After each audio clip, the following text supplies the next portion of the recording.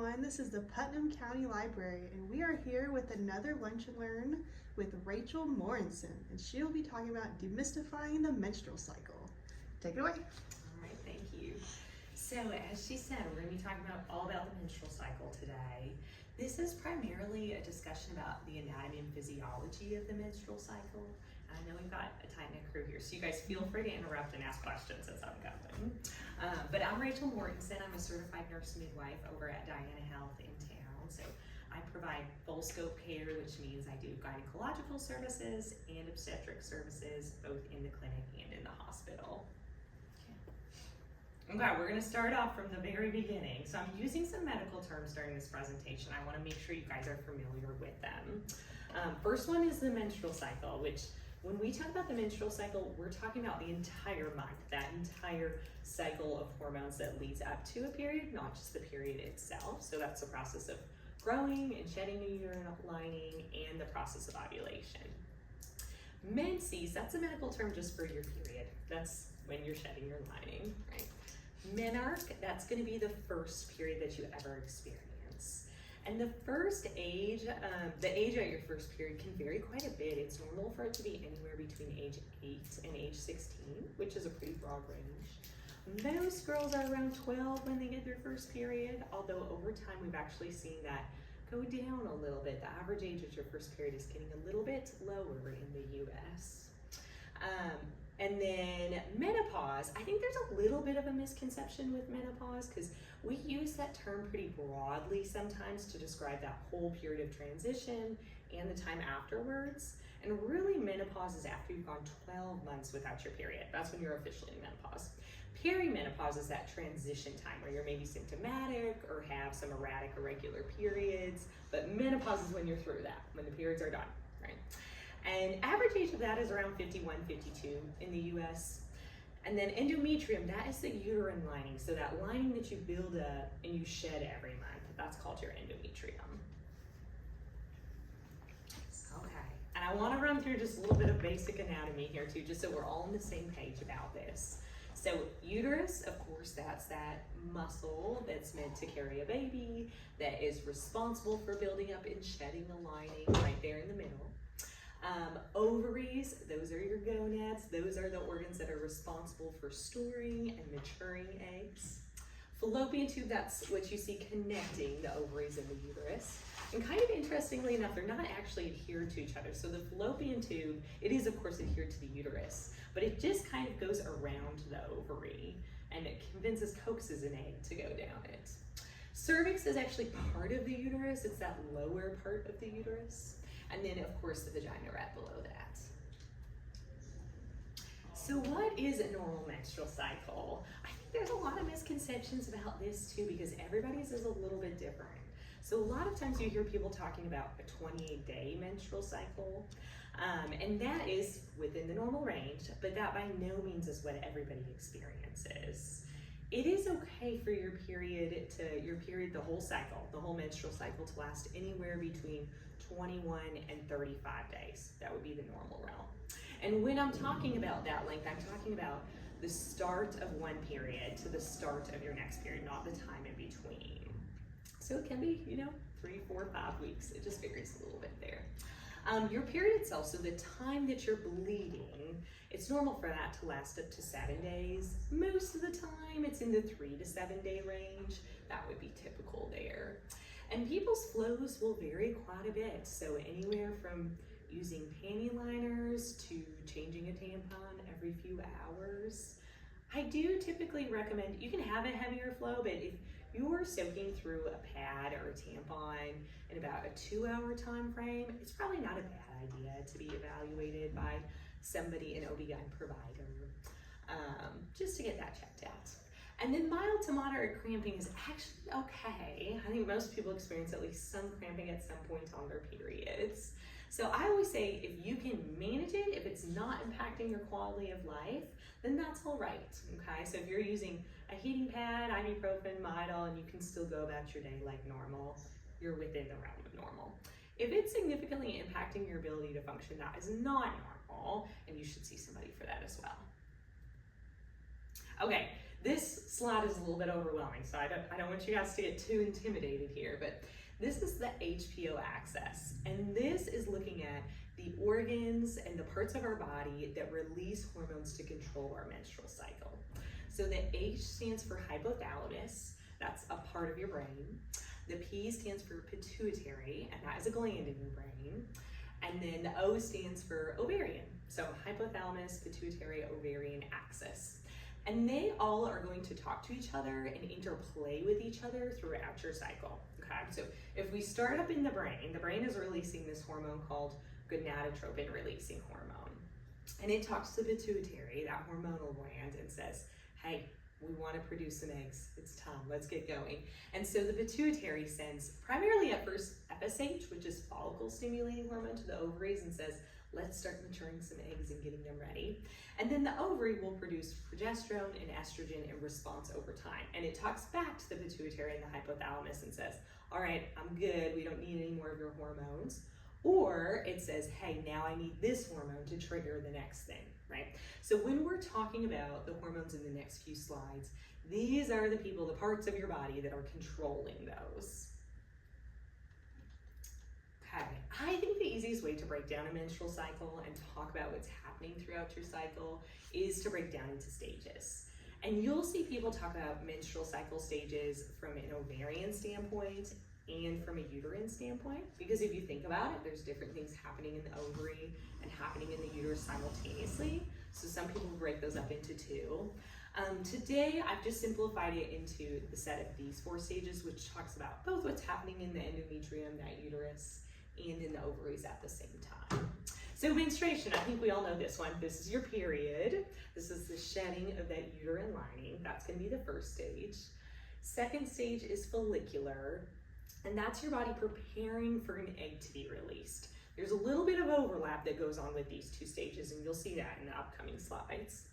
Ovulation, that's actually releasing the egg from your ovary, and hopefully it's traveling into the fallopian tube. And then luteal, that is preparing for embryo implantation. So that uterine lining is getting nice and built up and healthy during that luteal phase, okay? Okay, this is a little bit overwhelming too, and we're gonna jump into all of this. But this is looking at the 3 areas that we're kind of talking about, okay? So this top graph here, this is talking about the hormones that are regulating your menstrual cycle. So this is what that HPO axis is releasing to control the menstrual cycle, okay? The middle portion here, this is what's happening on the ovarian level. So we see this follicle starting to mature, we see that egg starting to mature, getting bigger and bigger, eventually being released right there in the middle. And then what's left over is called the corpus luteum, and we'll talk a little bit more about that here in a little bit. And then on the bottom, you're seeing the endometrial layer, so the uterine lining. So you can see in the beginning how the uterine lining is shedding, and then it's progressively building up in preparation for potential implantation around here.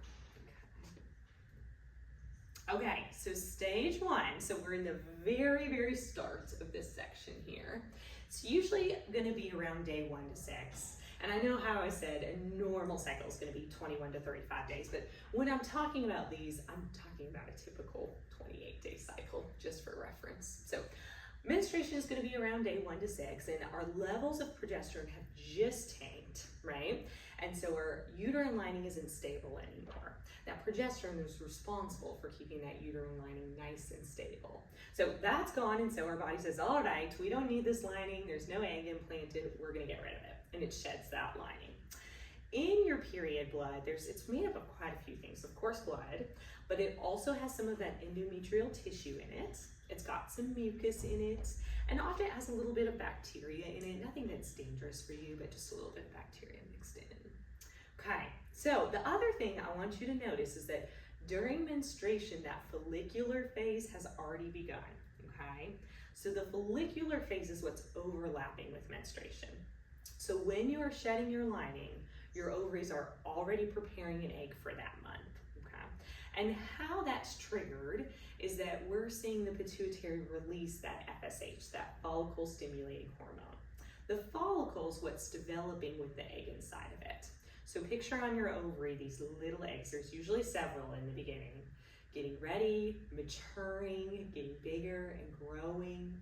And then about halfway through that follicle phase, there's one dominant follicle that arises, one really healthy big ovum that kind of takes over. So all the rest of them stop growing, and this big one keeps growing and growing and developing.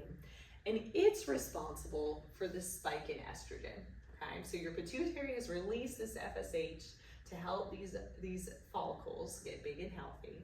And then your dominant follicle is releasing estrogen, and it's telling the pituitary, hey, I'm almost ready, I'm almost ready. Okay, that's what the estrogen is sending back to the pituitary. Okay. What I think is so interesting about follicles is that they actually are ovarian cysts. I think you hear people talk about ovarian cysts a lot in a negative way, because there can be abnormal ones for sure, but follicles can be a normal ovarian cyst. It's just a little fluid-filled sac on your ovary. They can be up to 3 centimeters, which is pretty big, so pretty sizable that they can get to before they burst and you ovulate. Anyways, so as this is occurring though, so we've got the ovaries maturing, and you can see in the follicular phase, you're just getting the start of the buildup of that uterine lining. No rapid growth by any means, but that uterine lining is already starting to prepare. All right, so once the follicle sends enough estrogen to the pituitary says, okay, all right, I can tell that you're ready, and sends a surge of LH, or luteinizing hormone. And that is what associated with that ovulation actually occurring. So you get a surge of LH, and that egg is actually released. So we're mid right here. So you can see this big purple spike. That's the luteinizing hormone right there. So the remnants, so your egg's released and it's traveling down the fallopian tube now, but the remnants of that cyst, of that follicular cyst, turn into this corpus luteum. It's almost like a little scar that's left on the ovary. It will eventually go away, but it actually serves a really important function because it's going to continue releasing progesterone to help keep this uterine lining stable. Okay, so this brings us to our last phase, the luteal phase. So we're in the second half of the cycle. This is about day 15 through day 28. And our uterine lining is getting really nice, thick, healthy, lots of blood flow going to it, preparing for potential embryo to implant, okay? And our progesterone levels are rising because our corpus luteum is releasing them. So you can see this big green. You see how it really, really dramatically increases in that luteal phase. It's pretty stable in the beginning, and we see it really increase at the end. So progesterone kind of gets a bad rap because we think that it is responsible for a lot of those PMS symptoms, those premenstrual symptoms that women experience. So if you think about that week before your period and you think about some of those symptoms that you have, a lot of those are due to progesterone, okay? The majority of women experience PMS symptoms. I would say greater than 75%, which personally I think that's probably an underestimate. I would guess more women than that experience them. Like I said, typically it's the week before your period. And you guys know this. I mean, symptoms can be anything but breast tenderness, mood changes, food cravings. Some people will have excess fatigue during that time frame, or more fatigue than they're used to. Headaches, acne or oily skin changes can occur, and that's okay. These are definitely bothersome things, but often that is part of that normal cyclical change. So if you go online, you can find a myriad of things to help with this, and I think there's probably some that are just understudied and we don't know how much they really make an impact. But really what I encourage women to do is just your regular healthy lifestyle things. So make sure you're continuing to move your body in some way, eating a well-rounded diet, managing your stress levels, right? Those are things that can help with those PMS symptoms. And then, of course, if you need to, reasonable to take an NSAID. Some women will even experience cramping before their period in this time frame, and that can be helpful for that. It can be helpful for the headaches. Interestingly enough, there actually is some data that yoga can decrease menstrual cramping, which is kind of a fun little fact there. Yeah. Okay, so we talk about this in stages, and I think it makes it seem like there's a finite end to your cycle. And of course, that's not true. A cycle is a circle. It's something that's recurring. So you've got menstruation, follicular phase, ovulation, and luteal phase. And then like we said, when that progesterone drops, it destabilizes that lining. That's when you start over again, you get your menstruation again. So it's all interconnected there. And there is that feedback loop with the HPO axis that controls that, okay? If you do get, if you end up getting pregnant, then your progesterone levels stay high, and that's why you never go back to that menstruation stage, right? Or not never, but for 9 months or so, you go back to that menstruation stage, yeah. So what's interesting about this too is that the most stable portion of this menstrual cycle is going to be the luteal phase. Most people are going to have 14-day luteal phase. The rest of it can vary. So let's say if you have a 22-day cycle, then you're probably going to ovulate maybe even as soon as day 8, but you're still going to have 14 days of your luteal phase, right? Or if you have a 35-day cycle, if you're on the longer end, you might take a long time to get through menstruation, follicular, ovulation. You might ovulate on day 21, but you're still going to have that 14-day luteal phase, which is interesting. So most people can predict when they're going to ovulate based on how long their cycles are. Now, of course, not everybody is going to be the same every month. So some people are going to have a 28-day cycle 1 month, and the next month it's going to be 32 days. So they might look at more of a range of when they could expect to ovulate. Okay, so managing periods. This is just a little fun little slide about how things have progressed. Of course, way back in the day, people used a myriad of things to try to manage their periods, but I would say it was kind of the 1950s when it started to get more marketed. Menstrual products were marketed to women.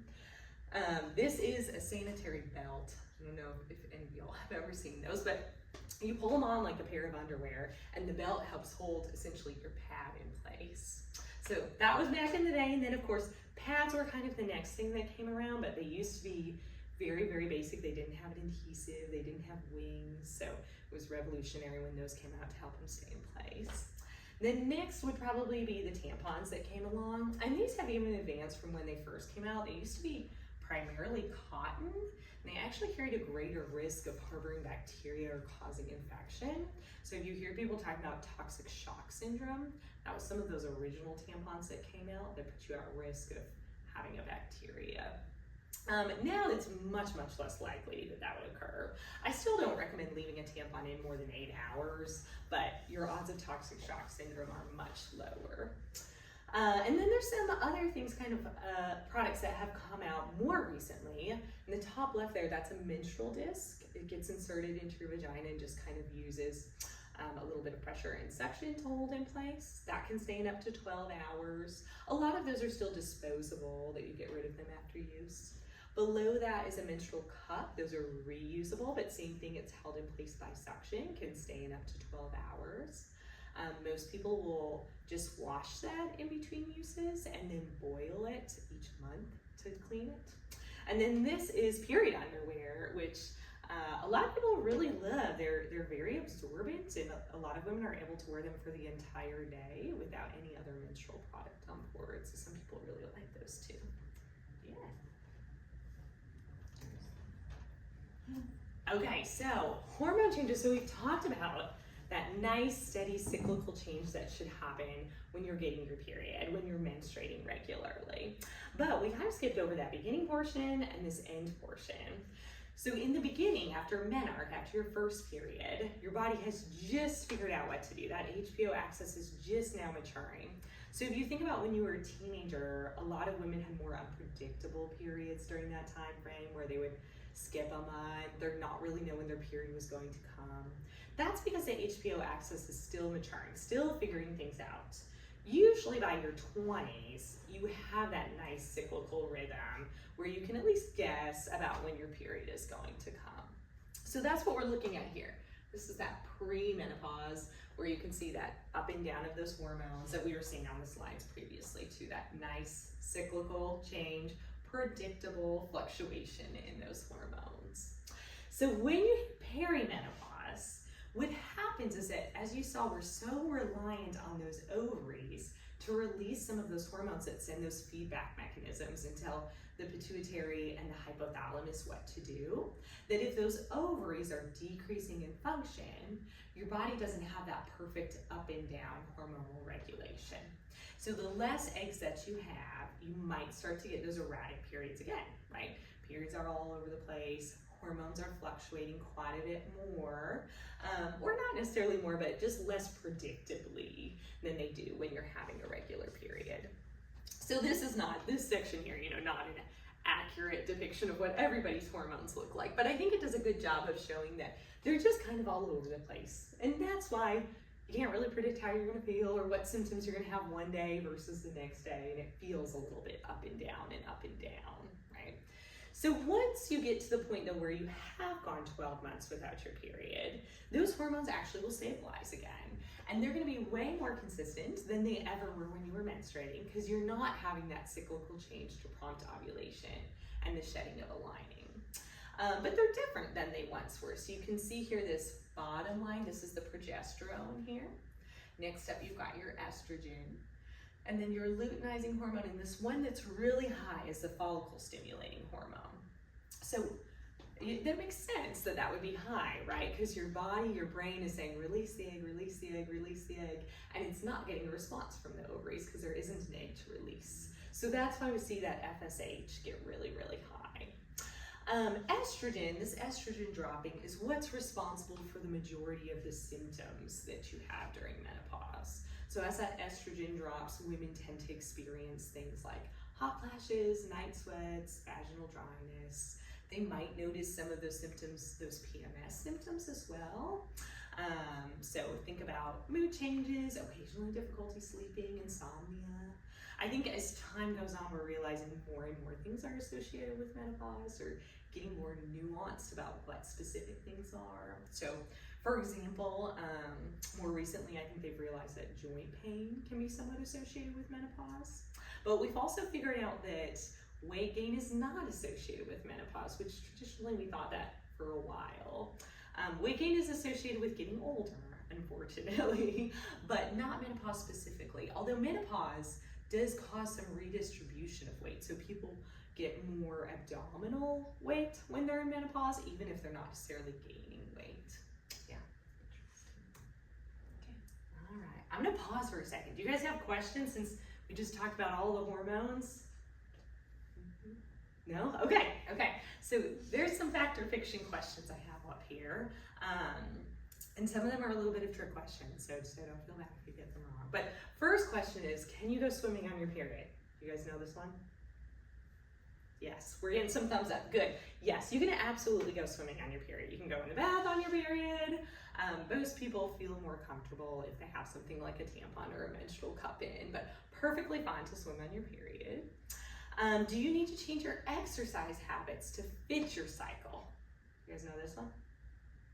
It's kind of, I think this is one of the ones that's a little bit of a trick question. So the short answer is no, you do not. There's not any data or evidence to support changing how you exercise based on what menstrual phase you're in. But here's what I will say to that. I do think there's something to be said about listening to your body. So if you are having those PMS symptoms, you don't feel great, then maybe you choose to do some light yoga or go for a walk and not run 15 miles that day, right? That makes sense to listen to your body and be responsive to how you're feeling. So fine to change your exercise habits, but don't feel like you need to change your exercise habits based on where you are in your cycle. Okay, can you skip your period safely? You know this one? We're getting some mixed answers. Okay, so this one is a trick question too. Sorry, I threw a couple in here that are a little bit more nuanced. So yes, you can, but there are only some situations where it's gonna be safe, okay?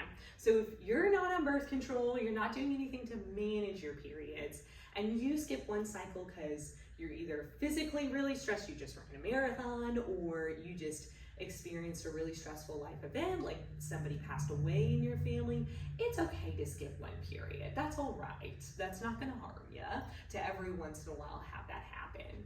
But if you are going more than 3 months without a period and you do not have any birth control on board, then you absolutely need to call an OB/GYN provider and be seen, because we worry about that uterine lining building up and building up and building up. And over a long period of time, that can put you at risk of uterine cancer. So more than 3 months, you need to see an OB/GYN provider if you don't have anything on board. Now, there are scenarios where you can skip your period safely. This is the good news. This is a silver lining here. So you can skip your period with some birth controls. There's some that commonly will stop your period. So if you think about an IUD or a Nexplanon, the implants, Depo, the birth control shots, a lot of times your periods will just stop with those. You might have a little bit of regular bleeding, and then long term you get no period. And what's happening is that birth control is keeping your uterine lining really thin. So there's nothing that you need to shed. So it is safe and okay to not get your period in that situation. The other one you'll hear people talking about is skipping their placebo week in their birth control pack. Like, let's say you're going to the beach and you just don't want to get your period while you're at the beach, so you skip your placebo week and start at the beginning of the next pack right away. Depending on what kind of birth control you have, this could be safe or this could be unsafe. So that's something to definitely talk to your provider about before you do it, to make sure that whatever type of birth control you're using is okay to do that with. Most of the time that's going to be your monophasic combined hormonal contraceptives, which is your typical pill, but it has the same amount of hormone in each pill. Some traditional birth control pills will have different amounts of hormones throughout the month, and those you cannot skip your placebo week with. Okay, can you get pregnant on your period? I got a yes back there. That's correct. You can get pregnant on your period. I think this is a little bit of a misconception, but you absolutely can. So if you think about, if you have a 21-day cycle, you might ovulate on day 7, right? And an egg, after it's released, hangs around healthy and well for about 24 hours when it's so low. Sperm can hang around for 72 hours on itself. So if you do the math there, you can get pregnant on your period. Yep. And then this last one is a little bit more nuanced too. And maybe I should have phrased this one a little bit differently. I was speaking more about fertility, but can birth control cause fertility problems for you or your period later on? I'm getting some mixed answers here again. So the short answer is no, it cannot. And there's actually been an ample amount of data on this. So I think this is one of those myths that you see go around quite often. There are some kind of unique scenarios where it might, like if you're, if you had serious complications with your IUD and you had uterine damage from it, theoretically that could. I haven't necessarily seen that happen, but theoretically it could. But taking a birth control pill when you're 16 to 24 and then stopping it does nothing to change your chances of getting pregnant. Your odds of getting pregnant are going to be the same, if not actually improved in some situations. Same to be said for the IUD, the Nexplanon, the ring, the patch. All of those are not going to impact your future fertility, right? So that's a nice reassuring thing, I think, for us women to know. Now, it is interesting, I think, after you have, let's say you have an IUD removed, it is common to have some irregular periods initially right after removal, but when we look at the rates of conception for the first year after IUD removal versus the rates of conception for a woman who has never had any birth control, they're the same. They're actually the same. So we have really good data saying that birth control is not going to impact fertility. Sometimes it can have a protective impact on fertility, and that would be in cases like if you had either diagnosed or undiagnosed endometriosis. Having birth control on board to prevent the progression of that disease can protect your fertility for the future. So, yeah. Okay, I've got a few cool little facts here, menstrual facts. I think this one's fun, that in total, on average, women menstruate for about 7 years of their life, which is insane if you think about the amount of time you spend having your period. But yeah, about 7 years.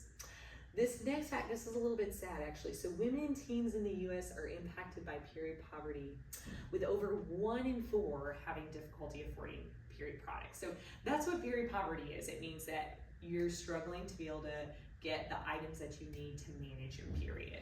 So 1 in 4, that's for adult women. The rate's actually higher for teens, which is pretty frustrating for sure if that's something that you're dealing with monthly, trying to figure out. And then many cultures celebrate menarche, which I love this, and I wish we did this more, and I know some families are starting this.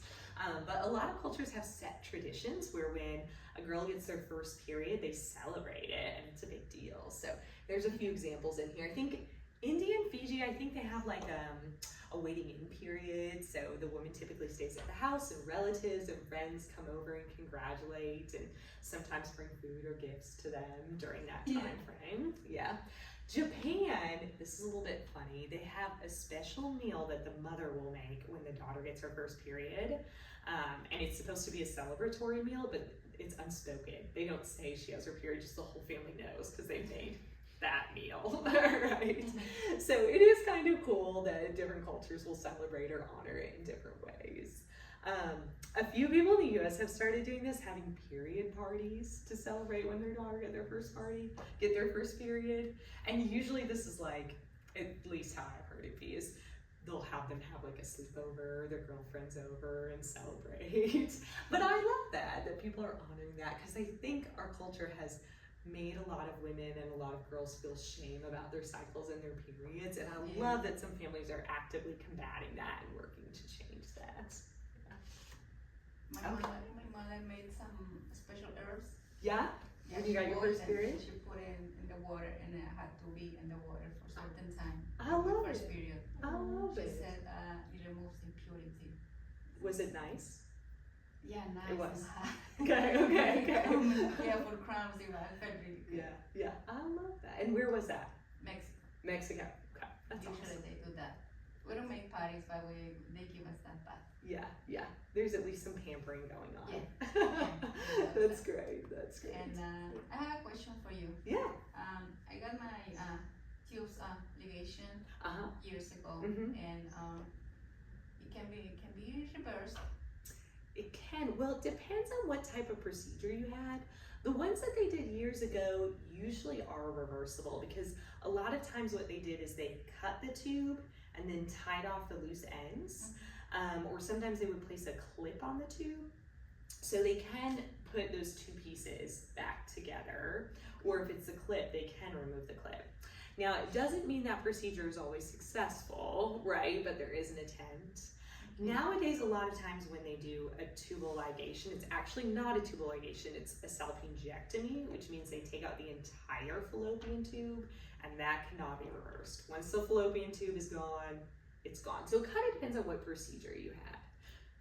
Yeah, because I have many not nice side effects. Just like my body is not the same. So I don't have the menopause not yet, but I'm getting there. You know, I am 48, and sometimes I feel like I have my periods still, but very painful. You know, and I don't bleed as usual. You know, because I used to have heavy bleedings. But after the surgery, I got more cramps, and you know, my mood changes and pain, cramps, and right now sometimes at night I get hot flashes, sweating, and it's very uncomfortable. You know, I have to get up and take showers often, and It sounds like I you're take taking a lot of care vitamins. hormones. You know, Do you? I take iron because I used to have anemia, and then because of that I take all the time iron. Yeah. But mostly I'm getting there to the premenopause. It sounds like And it. I'm feeling that it, you know, I transition. feel like it's going up and down, and I don't feel well, you know. Yeah. So I saw the paper and I said I'm gonna go and see if I Yes. can learn something, you know. I think you're I exactly can right. get better because Yeah. I'm running in the morning and it makes me feel better, you know. I get headaches, and when I go running, I feel Makes a less- difference for you. I don't feel tired. I I feel like too active, and you know, and I don't like to feel that, you know, and I have to go running. So when I go running, you know, I feel less anxiety and you know. Yes, I do know what you mean. Yep, get some of those endorphins flowing for sure. Exactly. Yeah. So, Yeah. but exercise always helped me when I was younger. Yeah. Also, when I was around 20, 25, I used to get a lot of cramps, and I went running, and the cramps got better. You know, That's great. less Yeah. pain. there's some data exercise can help with, if you've always been doing it, not necessarily if you're starting it, but if you've been active throughout your life, you're less likely to have really bad hot flashes and night sweats, which is nice. It sounds like you're getting hit with both, but I'll tell you, definitely something that's manageable. I mean, there are medications and interventions we can do in perimenopause to make that transition a little bit easier if need be, for sure. Yeah. Yeah. Okay, thank you so much. Yeah. What other questions do you guys have? What else are you thinking? No? Okay. I think we're good to wrap up. I have a couple slides just about, if it flips over, just about Diana Health. I think I mentioned this at the beginning, but there's several services that we offer. One of the things that's been really lovely in the past couple of years is we're really working to make the practice more holistic. So we've been able to add psych mental health nurse practitioners to our team, therapists to our team. We have a stellar dietitian named Katie, and of course still our core group of OB-GYNs and midwives that have been there. So yeah, we do it all things. Okay, thanks guys. Thanks to you. That was Yeah, of course.